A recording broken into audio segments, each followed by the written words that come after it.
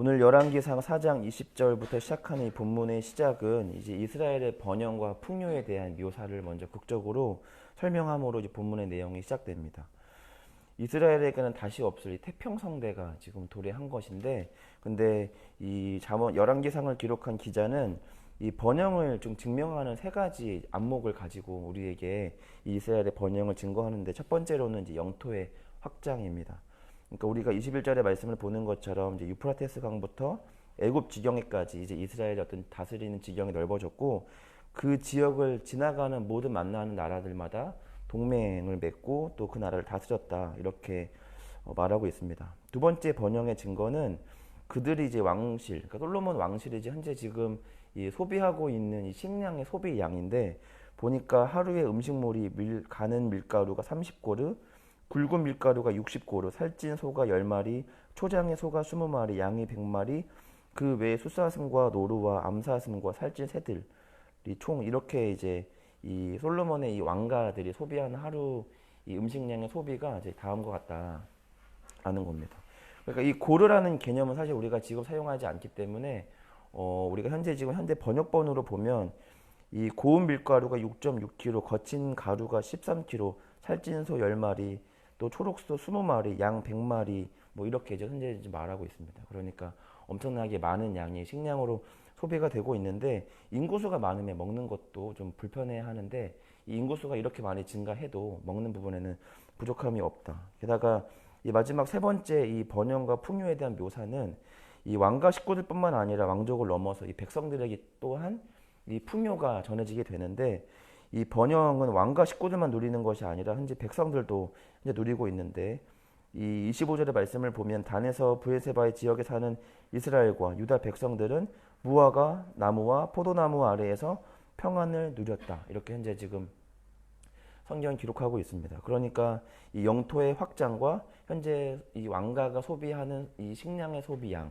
그리고 또 이스라엘 백성들이 현재 소비하고 있는 이 음식 소비량을 통해서 이스라엘의 엄청난 번영을 설명해 주고 있다라는 겁니다. 그런데 우리가 이쯤에서 한 가지 조금 이제 의문이 품어지는 건, 이 오래 수천 년 전에 이스라엘의 현재 번영과 풍요랑 지금 우리가 말씀을 보는 지금 우리에게 어떤 의미가 있는가, 이렇게 우리가 생각하게 되겠지만, 현재 이스라엘의 이 풍요와 번영과 현재 이 모습은 이 천국의 그림자와 같습니다. 그러니까 우리가 그림자를 보면 대충 그 사람의 모습을 대충은 형상화할 수 있지 않습니까? 그래서 이렇게 우리가 해 밑에 가게 되면 그림자를 보면, 아, 저 사람의 모양이 또 저 형태가 대충 저런 모양이겠구나라고 우리가 대충은 짐작을 할 수 있습니다. 다만 이 그림자가 가지고 있는 한계는 정확하고 명확하게 그 모양이 어떠하구나라고는 알 수는 없다라는 거죠. 현재 지금 이 이스라엘의 이 번영과 풍요는 장차 우리가 만나게 될 이 천국을 잠깐 예표하고 천국의 그림자를처럼 이렇게 보게 됩니다. 요한계시록 7장 15절과 17절에 묘사된 천국의 모습을 제가 잠깐 말씀 읽어드리면, 하나님의 보좌 앞에 있고 또 그의 성전에서 밤낮 하나님을 섬김에 보좌에 앉으시니가 그들 위에 장막을 찌시리니, 그들이 다시는 줄이지도 아니하고 목마르지도 아니하고 해나 아무 뜨거운 기운에 상하지도 아니하리니, 이는 보좌 가운데에 계신 어린 양이 그들의 목자가 되사 생명수 샘으로 인도하시고 하나님께서 그들의 눈에서 모든 눈물을 씻어주실 것임이라. 아멘. 현재 요한계시록 7장의 이 현재 본문에만 묘사된 상황만 보면 우리가 방금 읽었던 열왕기상 4장의 본문과 굉장히 흡사하죠. 그러니까 모두가 함께 먹고 마시며 기쁨과 즐거움이 가득하고 슬퍼하는 이가 없는 현재 이스라엘의 상황입니다. 그러니까 우리가 이 말씀을 보면 단순히 지혜로운 왕이 이 땅을 다스리는 것만으로도 이 나라가 이렇게 부강하고 모두가 먹고 살기가 좋은데, 하물며 장차 그리스도 예수께 다스리실 그 하나님의 나라는 어떠하겠는가를 성경은 우리로 하여금 천국에 대한 소망을 품게 합니다.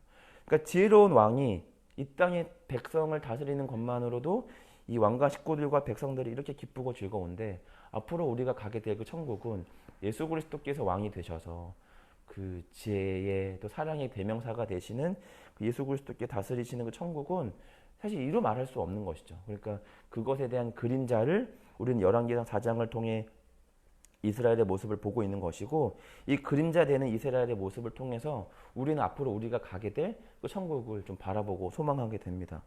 그런데 중요한 것은 바로 뭐냐면, 천국은 우리가 죽어서야만 갈 수 있는 곳이 아니라고 하는 거죠.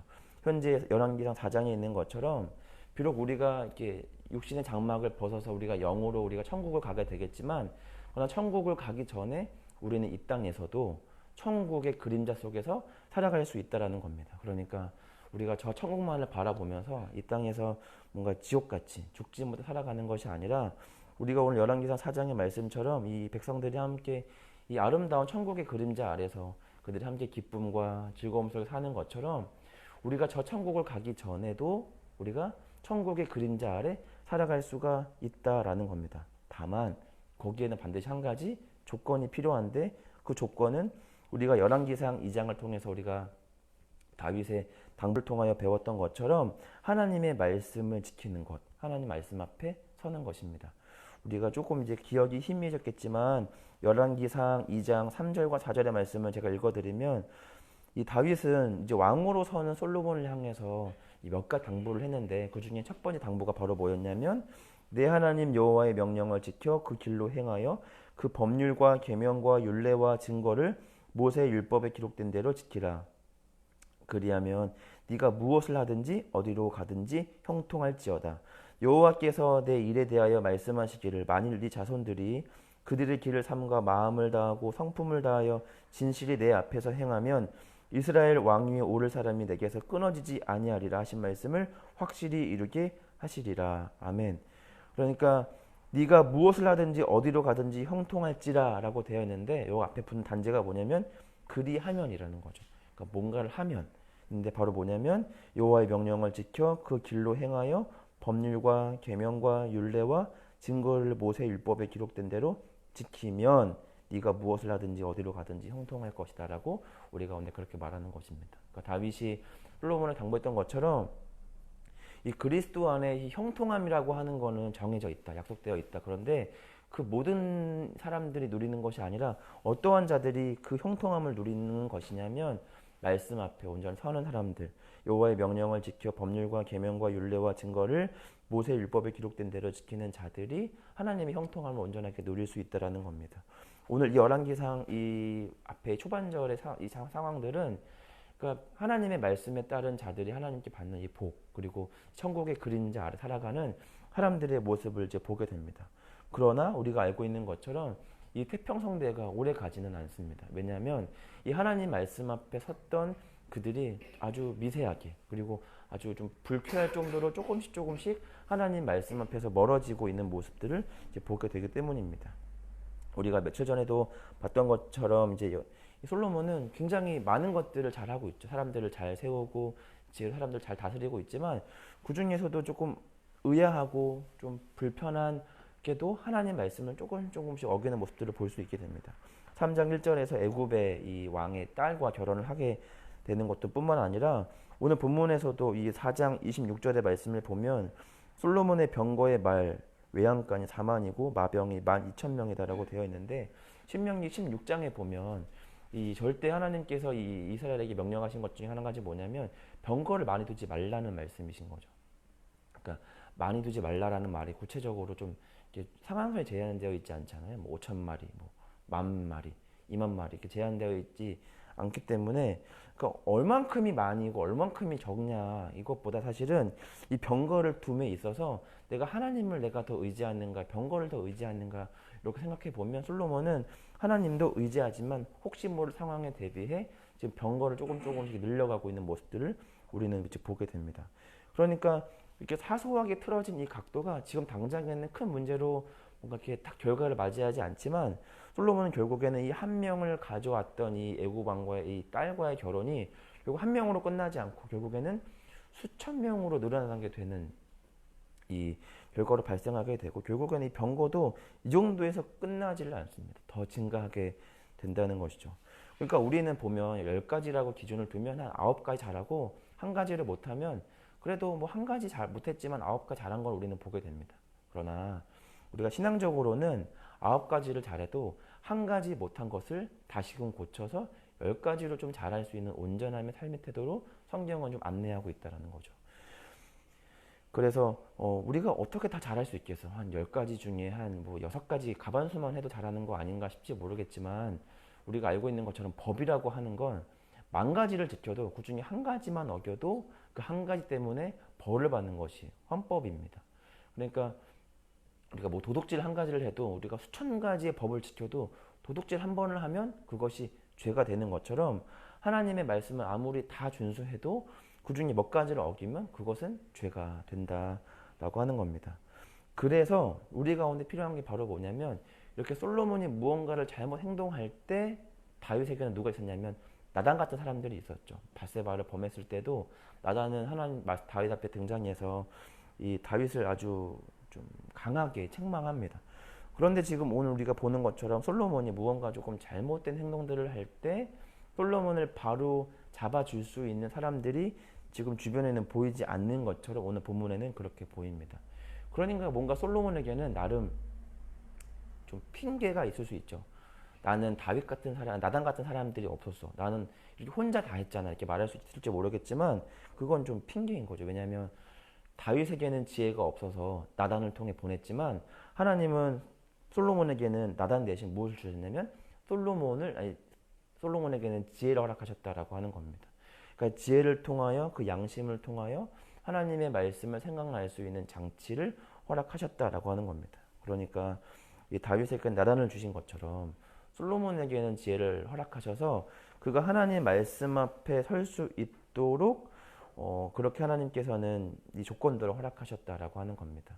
그러니까 나단을 통해서든지 지혜를 통해서든지 하나님 말씀 앞에 설 수 있는 지혜가 결국 필요한데 솔로몬에게는 그런 것이 없었다라고 하는 겁니다. 솔로몬이 처음에 이제 이 왕으로 설 때 하나님께 고백했던 것은 바로 뭐냐면 종은 작은 아이라 두렵습니다라고 말했는데 그 마음이 오랫동안 유지가 되지 않습니다. 시간이 지나고 나서는 이제 하나님께 묻는 일도 드물어지고 자기 스스로 혼자 판단하고 결정한 일들만 늘어나게 됩니다.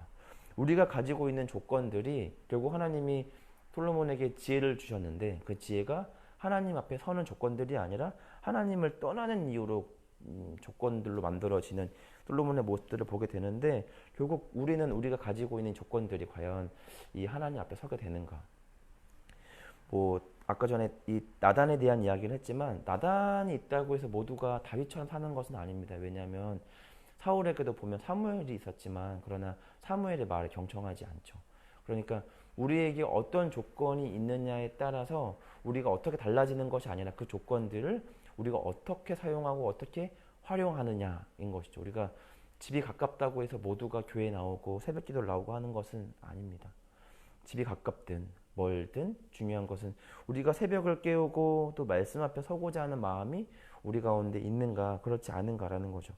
그리고 결국 조건이 절대적으로 우리에게 신앙을 좌우하는 것이 아니라 그 조건을 우리가 어떻게 잘 살리고 있는가 사실은 그것이 더 중요한 것입니다.